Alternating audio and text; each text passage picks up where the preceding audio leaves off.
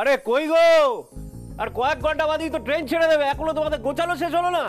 এই তো হয়ে গেছে, একটা ব্যাগ গোছানো হয়ে গেছে, আর একটা ব্যাগ হলে হয়ে গেল। মিতুল, এই শালটাও দিয়ে দিই বলো? হ্যাঁ দিয়ে দাও। সত্যি বলো রমা, একটু আগেই তো তুমি দুটো শাল, চারটে সোয়েটার ব্যাগের মধ্যে ঢোকালে, আবার তুমি একটা শাল ঢোকাচ্ছ। এই ওরা কি সারা জীবনের জন্য দার্জিলিং যাচ্ছে নাকি? তুমি চুপ করো। এই মঞ্জু, টিফিন বক্স গুলো নিয়ে আয়। আরে কি করছো নাকি? আরে এই ব্যাগের মধ্যে তো জায়গা আরো কমে যাবে টিফিন বক্স ঢোকালে। তুমি কি ভাবছো নাকি ওরা যেখানে যাচ্ছে সেখানে ওষুধ পাওয়া যায় না, মানে কাপড় জামার দোকান পাওয়া যায় না, খাবারের জিনিস পাওয়া যায় না? কেন তুমি এসব করছো বলো তো? না দাদা, টিফিনটা আসলে গুগলির কথা ভেবে দেওয়া। যেতে যেতে যদি ওর খিদে পায়, আর এখনো শরীরের যে অবস্থা, বাইরের খাবার খাওয়া তো ঠিক নয়, তাই না? হ্যাঁ সে তুমি ঠিক বলেছো, কিন্তু তাই বলে এতগুলো জামা কাপড়? কিন্তু সোহাগ কোথায় গেল? ও একটু ওদিকে কোথায় গেল?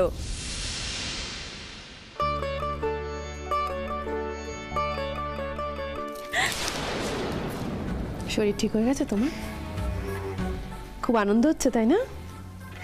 আর হবে নাই বা কেন, বাবার দেওয়া টিকিটে দার্জিলিংয়ে হাওয়া বদল, সাথে হানিমুন, তাই তো? তুমি কি বলতে চাও মঞ্জুদি?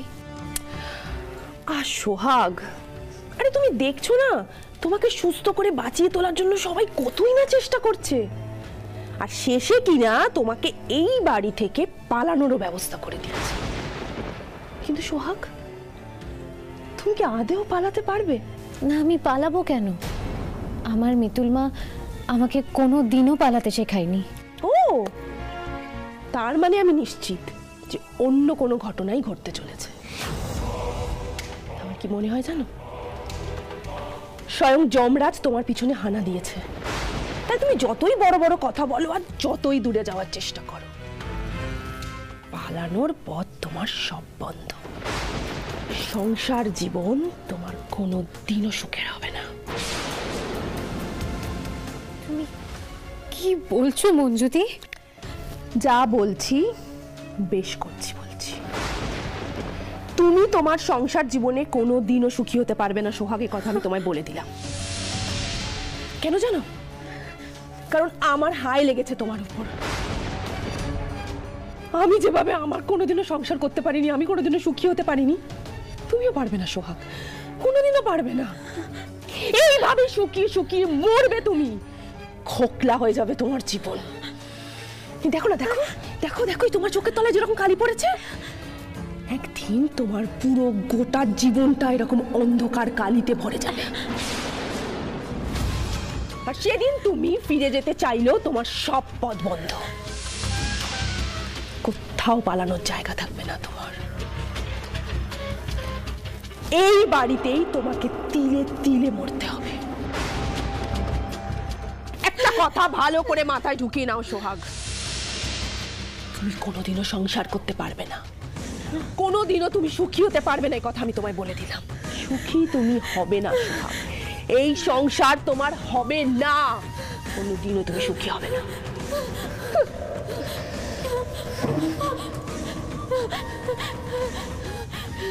মিতুল মা!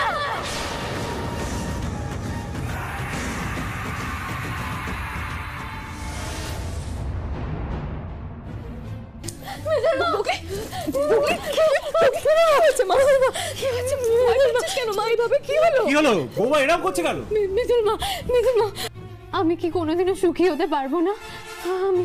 আমি বাঁচবো না মিতুল মা, আমি বাঁচবো না, আমি সংসার করতে পারবো না মিতুল মা, আমাকে বল না সত্যি করে। কে বলেছে তোকে এসব কথা?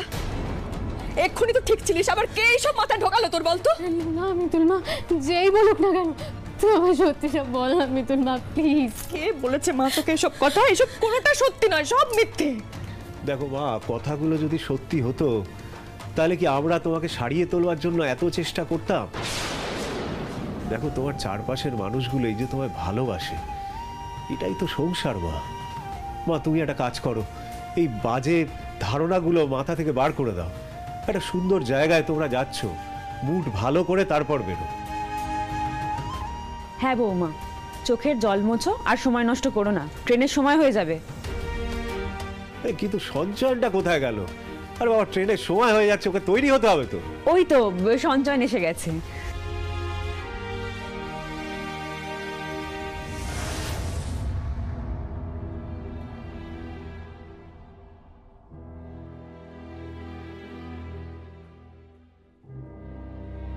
সঞ্চয়ন, তোমাকে এরকম বিধ্বস্ত দেখাচ্ছে কেন?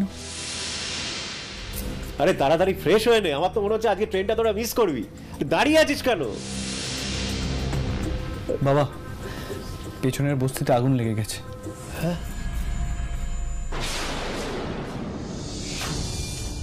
বস্তিতে আগুন লেগেছে? কই, আমরা বাড়িতে থেকে কিছু বুঝতে পারলাম না তো। কিছুক্ষণ আগে সব কিছু পুড়ে খাক হয়ে গেছে। বহু বাচ্চা ওখানে ইনজিওর্ড। অনেকগুলো মানুষ এখন জীবন আর মৃত্যুর মাঝে লড়াই করছে। মা, আমি আমি এই অবস্থায় ওদেরকে ফেলে দার্জিলিং যেতে পারবো না। কি বলছিস তুই? এদিকে সব গুছানো শেষ, বৌমা তৈরি হয়ে অপেক্ষা করছে, আর তুই এইভাবে মেয়েটার মনটা ভেঙে দিবি? মা, বিপদ তো আর বলে কয়ে আসে না। আমি নিজেও তো যেতে চেয়েছিলাম, কিন্তু এরকম একটা অঘটন, এতগুলো মানুষ ওখানে হাহাকার করছে, এদেরকে এখানে ফেলে আমি কিভাবে ঘুরতে যাই বাবা বলো? আচ্ছা সোহাগ, তুমি বলো আমি কি করবো এখন? একদিকে আমার ডাক্তারি প্রফেশন, আরেকদিকে তুমি। আমি জানি না, তোমরাই বলো আমি কি করবো, আমার কি করা উচিত? সঞ্চয়ন, তোমাকে আমার সাথে যেতে হবে না। দেখো, আমিও চাই না এখন তুমি আমার সাথে যাও। এখন আমার তোমাকে যতটা প্রয়োজন তার থেকে অনেক বেশি ওই বাচ্চাগুলোর তোমাকে প্রয়োজন। এখানে আমার কাছে তো মিতুল মা, বাবা মা সবাই আছে, কিন্তু ওই বাচ্চাগুলোর কাছে তো তুমি ছাড়া কেউ নেই। যাও সঞ্চয়ন, তুমি মানুষদের সেবা করবে বলে যে শপথ নিয়েছিলে তা পূরণ করো, যাও। আরে আমার দিকে দেখছিস কি? বৌমাকে একটা থ্যাংক ইউ বল। তোর জন্য নিজের শখ আনন্দ বিসর্জন দিতে একবারও ভাবলো না। থ্যাংক ইউ, এই সাপোর্টটার জন্য থ্যাংক ইউ সো মাচ। আমি কথা দিচ্ছি যে আমরা অনেক জায়গায় ঘুরতে যাব, আর তখন টিকিট আমি কাটবো। ভালো কাজে গুগলি সব সময় তোমার সঙ্গে থাকবে, আমরা সবাই তোমার সঙ্গে থাকবো। তোমাকে এসব নিয়ে ভাবতে হবে না। তুমি আগে যাও, ওদের সুস্থ করে তোলো, পরে একটা লম্বা ছুটি পেলে না হয় তখন চলে যাও। অবশ্যই যাব বাবা, আমি আসি। হ্যাঁ,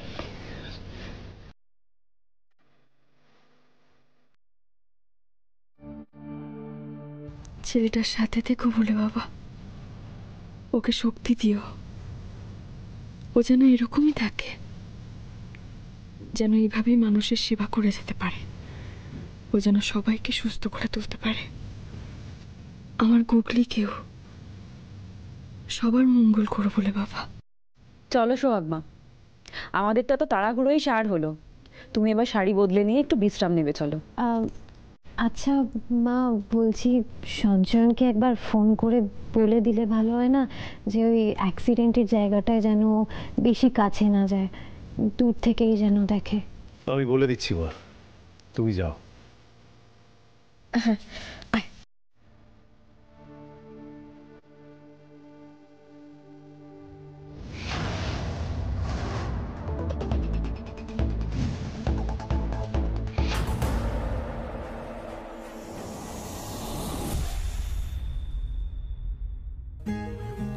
কি গো, তুমি অফিস যাবে না? পেপার পড়ছো যে? না গো, আজ তেমন কাজের কোনো চাপ নেই। সামনে পুজো না, অফিসে সবাই এখন ফেস্টিভ মুডে। আর পুজো, এই বাড়িটার ওপর দিয়ে যা ঝড় বয়ে চলেছে, তাও এসবের মাঝেও তোদের ভালো খবরটা পেয়ে মনটা শান্তি পেল বটে। মিতুলটাও এখন আমার সাথে নেই। পিসিমণি, কলি দিদি, এই তো। মিতুল, তুমি এখানে? তোমার তো গুগলির সঙ্গে থাকার কথা। কিরে, তুই গুগলিকে ছেড়ে চলে এলি যে? ওদিকে সব ঠিক আছে তো? না পিসিমণি, আমার কপাল এত সহজে কি আর ঠিক হয়? যাই হোক, শোনো না, আমি কিন্তু খুব জরুরি কাজে এসেছি। আমি এসেছি পুজোর সব কেনাকাটার জিনিস তোমাদের বুঝিয়ে দেওয়ার জন্য। এই রাখ তো তোর পুজোর কেনাকাটা। বিয়ের পরে গুগলিটার এই অবস্থা হয়েছে, না পারছে বেরিয়ে আসতে, না মাথা তুলে দাঁড়াতে পারছে, তার মধ্যে তুই বলছিস পুজোর কেনাকাটা করতে। এবছর কিচ্ছু হবে না পুজোর কেনাকাটা। পিসিমণি, কেন এরকম বলছো বলো তো তোমরা? বছরের এই 4টে দিনের জন্য 361 দিন ধরে আমরা সবাই অপেক্ষা করি। সব আত্মীয় স্বজন অপেক্ষা করে থাকে, নতুন জামা হবে, আমরা সবাই এক হব, আনন্দ করব। এই 4টে দিনের জন্য হলেও তো আমরা দুঃখ রাগ সবকিছু ভুলে শুধু হই হই করতে পারবো, সেটাও করবো না। অর্কদা, পুজো বাদ দিলে হয় বলো তো? আচ্ছা ঠিক আছে, সবার সবটা ভেবে না হয় তোর কথাটা মেনে নিলাম, কিন্তু মিতুল আমি একা সব দিকটা সামলাবো কিভাবে বল? আর আমি না এই ভিড়ে কলিকে টানতে চাইছি না রে। রাস্তায় ঘাটে দোকান বাজারে সব জায়গায় মানুষের ভিড়।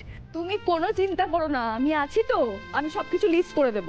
তার জন্য কি আনতে হবে, কি রং হবে, শাড়ি কি হবে, জামা কি হবে, সবটা। আচ্ছা অর্কদা, তুমি এক কাজ করো, তুমি বরং পিসিমণির সঙ্গে চলে যাও শপিং এ।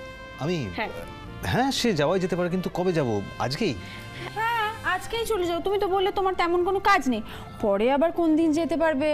হ্যাঁ তাহলে চলো আজকেই যাই। মা তুমি রেডি হও, আমি বরং ইন্দ্রকে জানিয়ে দিই আজকে অফিস যেতে পারবো না। হ্যাঁ যাও।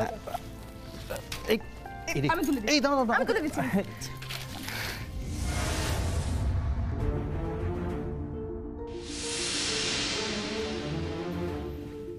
কি হলো মিতুল, পেপারটা দাও। এই ছবিটা কোথায় যেন দেখেছি আমি, ঠিক মনে পড়ছে না কোথায় দেখেছি। এটা তো আজকের পেপারেই বেরিয়েছে, নিশ্চয়ই দেখে থাকবে। না অর্কদা, পেপারে নয়, আমি অন্য কোথাও দেখেছি জানো তো, আর এরই মধ্যে দেখেছি। তো কোথায় দেখেছি?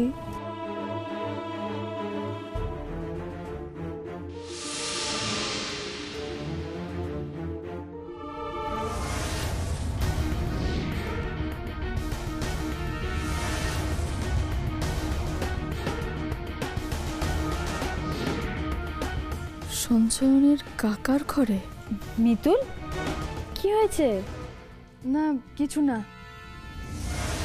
হ্যাঁ পেপারেই হয়তো দেখেছি। মিতুল তুই একটু বস, আমি তোর জন্য শরবত বানিয়ে নিয়ে আসি। আর অর্ক তুই দাঁড়িয়ে থাকিস না, যা রেডি হয়ে নে, বেরোতে হবে তো। দাঁড়া। হ্যাঁ মিতুল আমি রেডি হয়ে নি। হ্যাঁ বলি দিদি, একটা কাগজ এনে দাও না গো, আমি একটু লিস্টটা করে নিই। হ্যাঁ মিতুল এনে দিচ্ছি।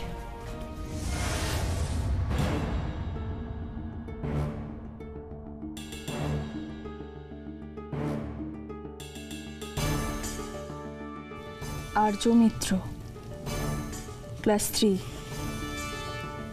City international high school. গুগলি তো এই স্কুলেই পড়তো, কিন্তু এই ছবিটা সঞ্চয়নের কাকার ঘরে এলো কি করে? দিদি ভাই তুমি কখন এলে? আর ওইদিকে সব কিছু ঠিক আছে তো? আমাদের একটা জায়গায় যেতে হবে অলকা, তুমি এটা একটু দেখো, নামটা দেখো, ক্লাস দেখো, স্কুল দেখো, আমার মন বলছে এখানে কিছু একটা লুকিয়ে আছে। হ্যাঁ কিন্তু কি হয়েছে দিদি ভাই? সঞ্চয়নের কাকার ঘরে এই ছবিটা আমি দেখেছি। কি বলছো? আর্য মিত্রর আঁকা ছবি তুমি সঞ্চয়নের কাকার ঘরে দেখেছো? দিদি ভাই তোমার হয়তো ভুল হচ্ছে, তুমি হয়তো একই রকমের অন্য ছবি দেখেছো। না অলকা, আমার কোনো ভুল হচ্ছে না, আমি এই ছবিটাই দেখেছি। আর আমার মন বলছে এই স্কুলে গেলে আমরা কিছু না কিছু উপায় নিশ্চয়ই পাবো। সন্দেহ যখন হয়েছে তখন চলো দিদি ভাই, এখন পরিস্থিতি এমন যে সামান্য কিছু ডাউট হলো সেটাকে হাতছাড়া করা যাবে না। কে জানে কোথা থেকে এই রহস্যের তালার চাবি বেরিয়ে আসে। আর এই স্কুল তো আমার পরিচিত, মানে গুগলি আগে এই স্কুলেই পড়তো। আগের ম্যাডাম যদি এখনো থাকে, ম্যাডাম সব রকমভাবে আমাদের সাহায্য করবে। আমাদের এক্ষুনি একবার ওখানে যেতে হবে অলকা।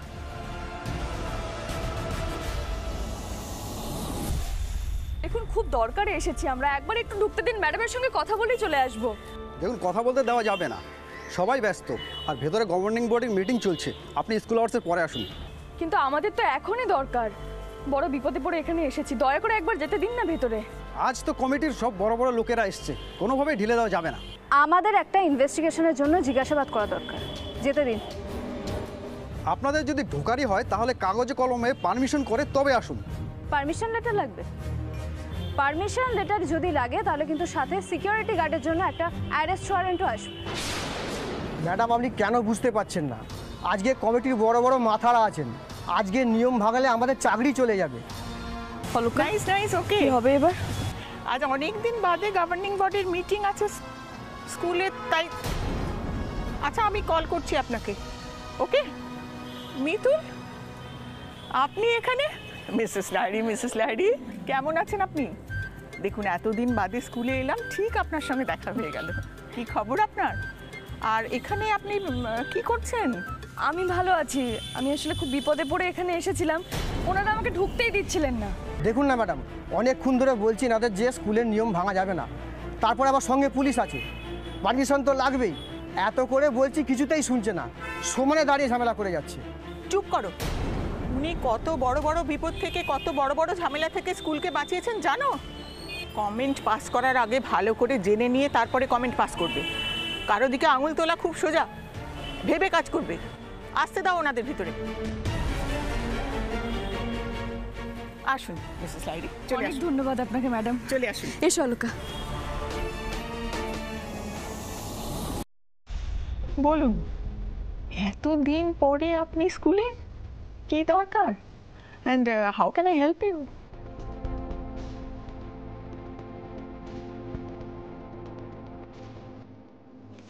এই যে এই ছবিটা, এই ছবিটা যে এঁকেছে মানে আর্য মিত্র, ওর ব্যাপারেই আমরা কিছু খোঁজ খবর নিতে এসেছিলাম। ও এই স্কুলেরই স্টুডেন্ট, ক্লাস 3-তে পড়ে। কি হয়েছে বলুন তো মিসেস লাহিড়ী? আমাদের একটা ইনভেস্টিগেশনের জন্য এই বাচ্চাটার ডিটেলস দরকার। আমাদের বাচ্চাটার পরিচয় জানা আমাদের খুব দরকার ma'am, please help us. Okay okay, sure sure, আমি দেখে নিচ্ছি। আর্য মিত্র, ক্লাস 3। কোথায় বাড়ি ওর? আর বাবার নাম কি, মায়েরই বা নাম কি? আপনারা নিজেরাই দেখে নিন।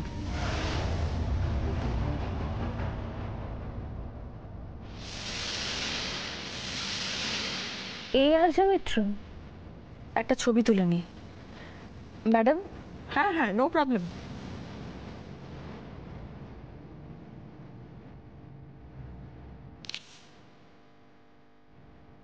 বাবার নাম তো কিছু দেওয়া নেই, শুধু মায়ের নাম সুতনুকা মিত্র। কেন ম্যাডাম? আমার মনে হয় যে she is a single mother. বাবা নেই, এটা কি করে সম্ভব? তাহলে আমাদের সন্দেহ ভুল হলো কা? দিদি ভাই, যাচাই না করে কোনো কিছু হাতছাড়া করা ঠিক হবে না। এই ছবিটা তো সুপ্রতীক বাবুর ঘরে এমনি এমনি গেল না। তুমি একটা কাজ করো, বাচ্চাটা কোথায় থাকে একবার দেখো তো। এই তো কাছেই, গড়িয়াতে।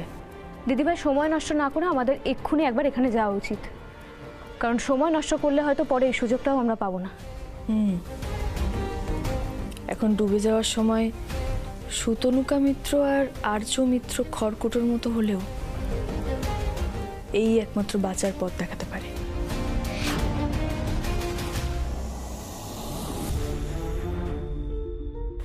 সুতনুকা মিত্র আর আর্য মিত্র কি সুপ্রতীকদার পরিচিত? শুধু শুধু বাচ্চার ছবি সুপ্রতীকদার সামনে রাখতে যাবেনি বা কেন? আর সুতনুকা মিত্র যদি সিঙ্গেল মাদারই হয়ে থাকেন, তাহলে কি সুপ্রতীকদার সাথে ওনার আগে সম্পর্ক ছিল? তুমি যেটা ভাবছো আমি ওকে সেটাই ভাবছি অলকা। আর্য মিত্র সুপ্রতীকদার ছেলে, তাই তো? সুপ্রতীক বাবুর আলাদা একটা সংসার আছে, যার জন্য ওনার সংসারে এত টাকা খরচ হয়। আর সেটা কোনোভাবে চন্দ্রানিদি আগে থেকে বুঝতে পেরে গেছিলেন, তাই চন্দ্রানিদিকে শাস্তি দেওয়ার জন্য ওনাকে মারার প্ল্যান করেন। সেটা হতেই পারে, কিন্তু গুগলির ওপর সুপ্রতীকদার এত রাগ কেন? মানে এত রাগ যে গুগলিকে উনি প্রাণে মারার চেষ্টা করেছিলেন? তাহলে কি গুগলি কিছু জানতে পেরেছিল দিদিভাই? না না অলকা, গুগলি আর কাউকে না বললেও আমাকে নিশ্চয়ই বলতো। তাহলে সুপ্রতীকদার গুগলির ওপর এত রাগই বা কেন? আচ্ছা অলকা, এরকমটা হতে পারে নাকি চন্দ্রানিদিকে আর গুগলিকে আলাদা আলাদা মানুষ মারতে চাইছে, মানে অন্য কেউ? দিদিভাই, স্কুল ছুটি হয়ে গেছে, এক্ষুনি বাচ্চাদের হুড়োহুড়ি হয়ে যাবে। চলো আমরা ওইদিকে। না অলকা, আমাদের ভেতরে যেতে হবে, ভিড় যতই হোক না কেন। এসো। মানে তুমি এখন ভেতরে গিয়ে কি করবে? এখন ছুটি হচ্ছে, মানে এখন আর্য মিত্র বেরোবে আর তার সঙ্গে নিশ্চয়ই সুতনুকা মিত্রও থাকবে। ওদের চিনে রাখাটা দরকার অলকা, আমরা আড়াল থেকে দেখি। এসো।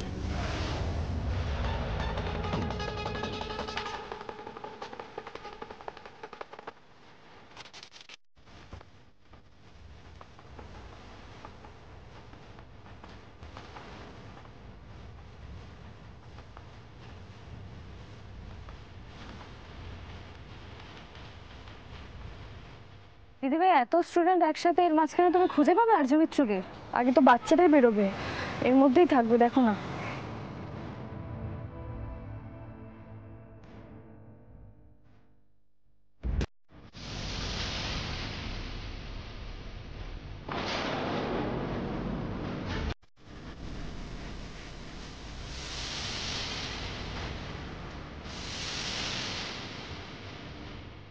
আর্য মিত্র, হ্যাঁ দিদিভাই, এই বাচ্চাটাই আর্য মিত্র।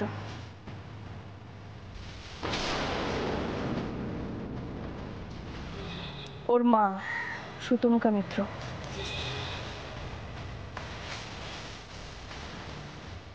তোমার ধারণাই ঠিক দিদিভাই, বাচ্চাটার মাই ওকে নিতে এসেছিল। আর দেখে তো মনে হচ্ছে হাউস ওয়াইফ। না লোকা, বাইরে থেকে দেখে আমি আর কোনো কিছু বিশ্বাস করতে পারি না। চলো দিদিভাই, আমার মনে হয় না এখন ওদেরকে ফলো করে কোনো লাভ হবে। লাভ হবে, ওদেরকে ফলো করলে ওরা কোথায় থাকে সেটাও জানতে পারবো, আর তার সাথে এটাও জানতে পারবো যে সুতনুকা মিত্রর সাথে আর কে কে থাকে।